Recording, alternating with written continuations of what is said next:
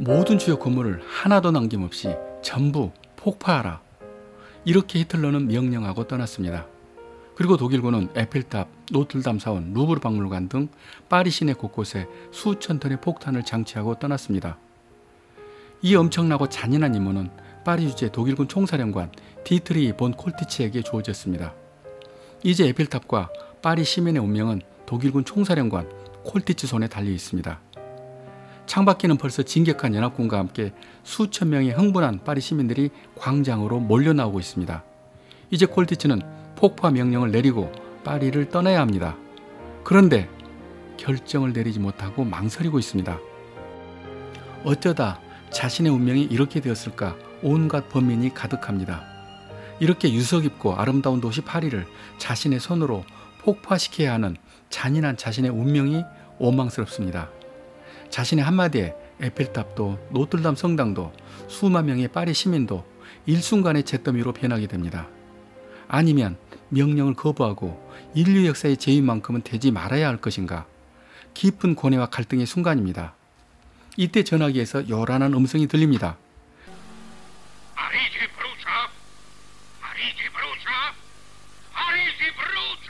지금 파리는 불타고 있는가?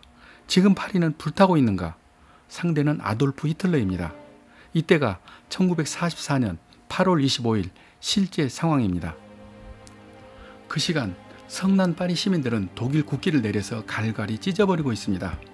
결과는 우리가 아는 대로입니다. 그래도 파리는 불타지 않았습니다. 콜티치는 폭파 명령을 내리지 않았습니다. 마지막으로 콜티치는 아내에게 전화를 걸었습니다. 여보, 나는 이제 돌아갈 수가 없어. 차마 내 양심으로는 파리와 에펠탑을 잿더미로 만들고서 떠날 수는 없었어. 이제 내 운명은 나도 알 수가 없으니 이제 나를 기다리지 마세요. 라는 아내와의 전화를 끝으로 콜티치는 연합군에게 바로 체포되었습니다.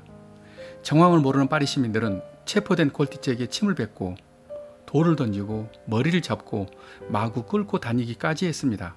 그러나 콜티치는 자신의 결정에 대해서 단 한 번도 후회하지 않았습니다.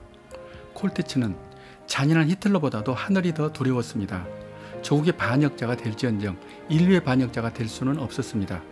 그는 전범으로 증역을 살던 중 파리를 지킨 공로가 인정되어서 2년 만에 출소했습니다. 그리고 콜티치는 적국이었던 프랑스 국민들의 감사를 받으면서 남은 생애를 편안하게 보낼 수 있었습니다. 1966년 여름 디트리 본 콜티치는 독일의 바덴바덴에서 생을 마치고 그를 추모하는 사람들의 발길이 줄을 이었습니다. 예술의 도시 파리 그리고 에펠탑이 원형 그대로 지금까지 존재하게 된 것은 이런 숨어있는 사연이 있었던 것입니다. 이것이 전쟁으로 파괴된 유럽의 많은 다른 도시와 달리 파리가 건재한 이유입니다. 아이러니한 것은 파리를 가장 핍박한 사람도 독일이고 파리를 구한 사람도 독일 사람이었습니다. 우리나라에도 이런 비슷한 상황이 있었습니다. 한국전쟁이 한창인 1951년 8월 합천 해인사로 약 900명의 무장 공비들이 모여들었습니다. 다급한 우리 국군은 무스탕 전투기 4대를 긴급하게 해인사로 출격시켰습니다. 그리고 바로 합천 해인사를 폭격하라는 명령이 떨어집니다. 당시 공군 조종사는 김영환 대령과 3명입니다. 이때 김영환 대령은 부하들에게 다시 명령했습니다. 해인사 폭격은 피해라. 대신에 이동하는 무장 공비만 선별해서 폭격하라는 것입니다. 사실상 명령을 거부한 것입니다.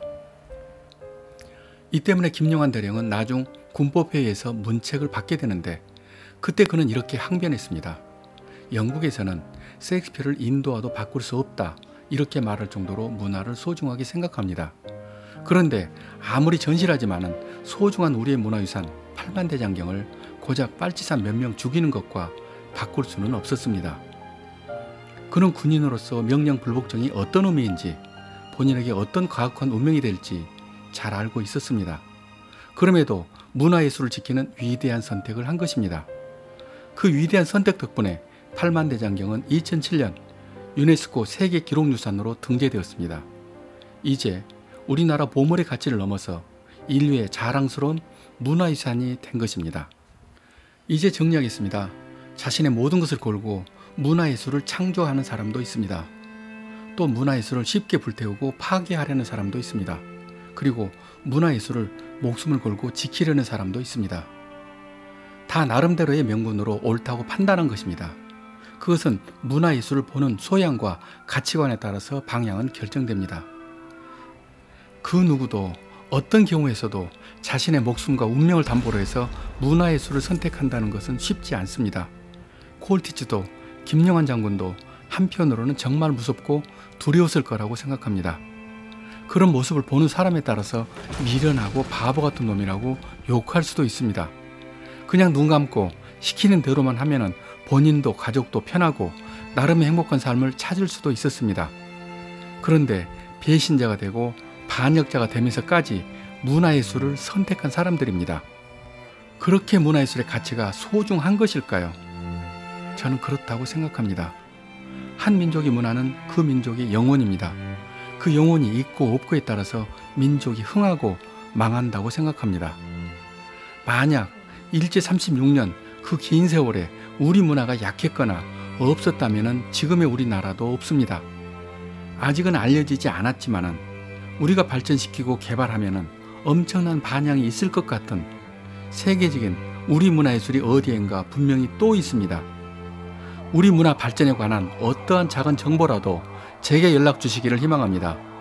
그것을 제가 발전시키는 방안을 더 모색하고 국내의 사례까지 더 찾아서 모두에게 공유하겠습니다. 여기까지 저는 작가 이철이었습니다.